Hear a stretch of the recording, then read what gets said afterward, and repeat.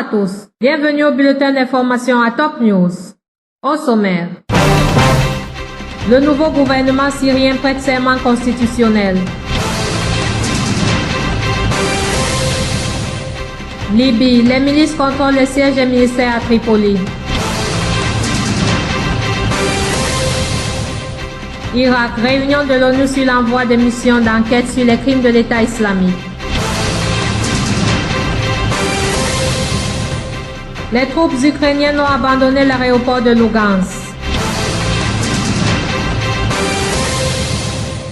Bienvenue au développement. Syrie.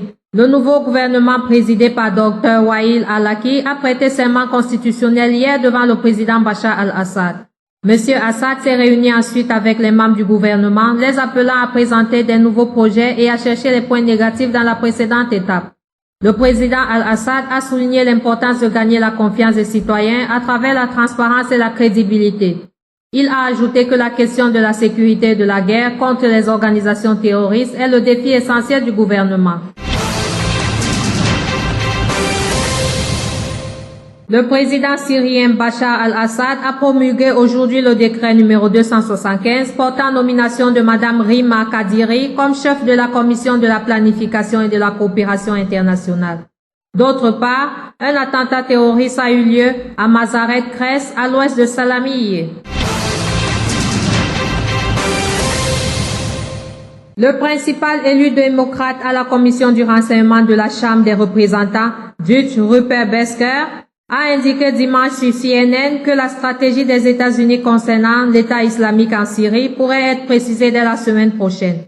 Monsieur Rupert Besker a par ailleurs considéré que la menace la plus importante pour les États-Unis provenait des Américains partis combattre en Syrie et des porteurs de passeports qui peuvent venir dans le pays sans visa. Nous avons le cas de ce kamikaze américain qui a été radicalisé, qui est venu rendre visite à ses parents aux États-Unis avant de retourner sur la place et de se suicider dans un attentat. Ça pourrait arriver aux États-Unis, a-t-il prévenu, s'inquiétant également de l'utilisation sophistiquée des réseaux sociaux pour recruter de nouveaux candidats à la guerre en Syrie ou en Irak. Liban. Le premier ministre libanais Tamam Salam a souligné lundi le combat contre le terrorisme est une priorité au moment où les djihadistes sunnites ultra-radicaux retiennent toujours en otage une trentaine de soldats et gendarmes depuis les combats de Ersal dans la Beka. Le combat contre le terrorisme n'est qu'à ses débuts, a estimé M. Salam lors d'une cérémonie commémorant les 94 ans de création du Grand Liban. J'ai dit aux familles des otages, des forces armées aux mains des djihadistes, vous n'êtes pas seuls. Le Liban tout entier est avec vous, a-t-il poursuivi. Dans ce contexte, le Premier ministre a précisé que ce dossier humanitaire requiert un haut niveau de coopération, de patience et de discrétion. Libye. Le gouvernement libyen des missionnaires réfugiés dans l'est du pays et qui n'a pas d'emprise sur le pays a reconnu lundi que les milices armées contrôlaient désormais les sièges des ministères et des services publics dans la capitale Tripoli. Dans un communiqué publié dans la nuit de dimanche à lundi, le gouvernement provisoire dirigé par Abdallah Al-Thani a précisé que les milices armées empêchent sous la menace les services de l'État de fonctionner dans la capitale.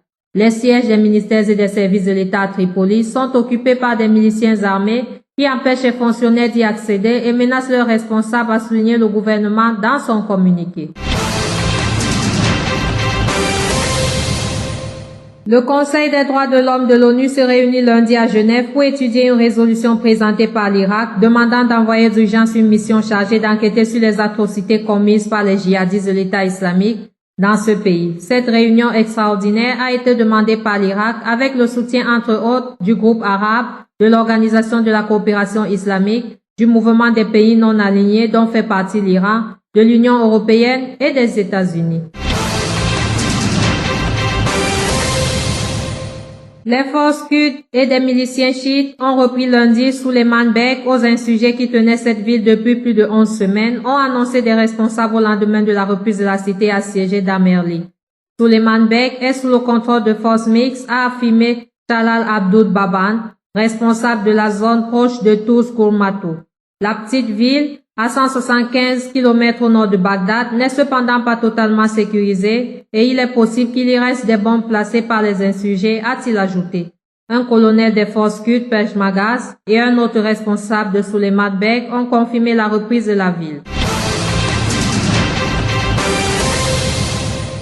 Les troupes ukrainiennes se sont retirées lundi de l'aéroport de Lugansk, bastion des séparatistes pro-russes dans l'Est, après avoir essuyé des tirs d'artillerie de l'armée russe, a déclaré lundi un porte-parole militaire ukrainien, Andriy Lysenko.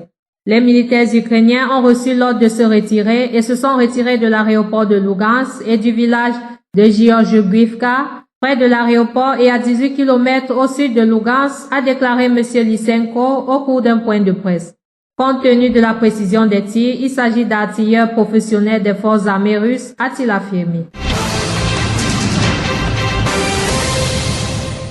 Autre titre, Yémen.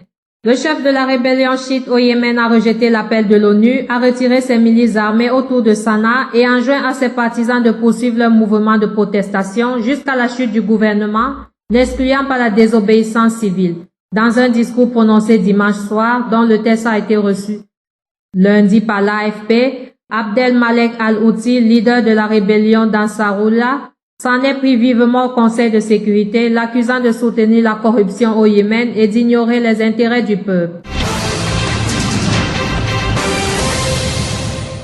Le Cameroun renforce son plan de riposte contre Ebola. Le pays n'a pas encore de cas signalés à ce jour, mais le ministre de la Santé vient d'annoncer un train de mesures visant à parer à tout cas éventuel. Une somme de 630 millions de francs CFA est notamment mobilisée, dit le ministre. Celui-ci annonce entre autres interdictions celle de la consommation de la viande de brousse, vecteur de la maladie. Il appelle également à la vigilance de tous. Merci à vous qui nous suivez de Beyrouth et partout ailleurs. Bulletin présenté par Anna Ekame.